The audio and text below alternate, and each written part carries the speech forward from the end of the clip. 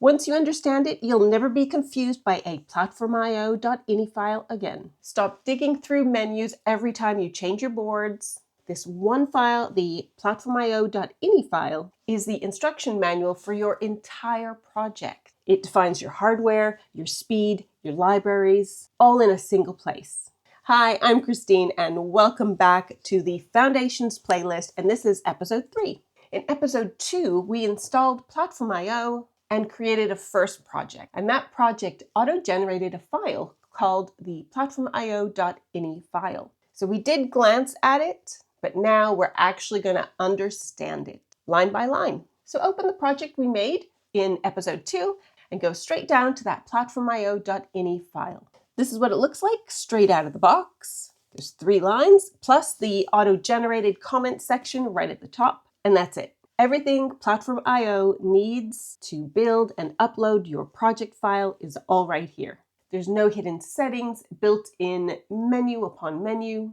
There's no board manager database to sync. So this single file is the only file you need for all your project settings. So let's start at the top. The first thing you see is env with ESP32 dev, this square bracket syntax, and that's how PlatformIO.ini defines a programming build environment. So an environment is one complete set of build instructions, which hardware, which framework, which library, one environment, one target. The name after the colon is just a label, so you can call it anything. So here's the power move. One single PlatformIO.ini file can have multiple environments. So you can make one for a certain development board, for a certain style of project, or maybe to have different types of libraries. We now have a line, platform equals Espressif32. And this tells PlatformIO which chip family you're targeting. Espressif32 covers that entire Espressif development family. S2, a C3, P4, there's loads. And PlatformIO downloads the correct toolchain. We then have board equals ESP32 dev, and this is the specific board within that family. And if you swap to the S3 later, you just need to change this one value, nothing else. Framework equals Arduino. This is the language layer sitting on top of the hardware. And the Arduino framework means you'll get your familiar setup and loop. Also things like digital write, serial. So what happens if you get the board wrong? So PlatformIO will still compile, but your pin mappings, the flash size, and upload settings will be incorrect for your actual hardware. So always verify your exact board identifier using that boards search in PlatformIO, which we did look last episode. So there's a 4th line that is not generated by PlatformIO, but we must add it to every project.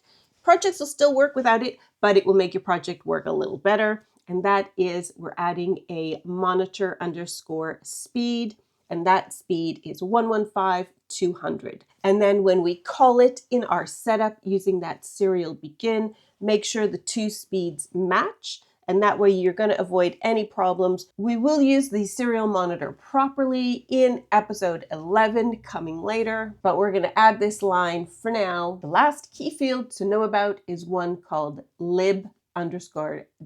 So your library dependencies, and this is where you are going to declare the libraries that you want to use in your project. So if you need fast LED, you would add it here. PlatformIO will download and install it automatically, so we don't need to take other control of it. It will be done for us, which is great. We will look in more detail in episode 20 coming up. So here's the thing that makes PlatformIO genuinely powerful. So say you're building a wearable on ESP32 dev module, but you also want to test a version using the ESP32 S3. In the Arduino IDE, that is 2 separate projects, 2 separate files, 2 separate builds. So in PlatformIO, you just add a second environment. You're adding it to this same PlatformIni file, and all you will do is pick from the taskbar below which environment you are building and working on your project for. Same project, same code,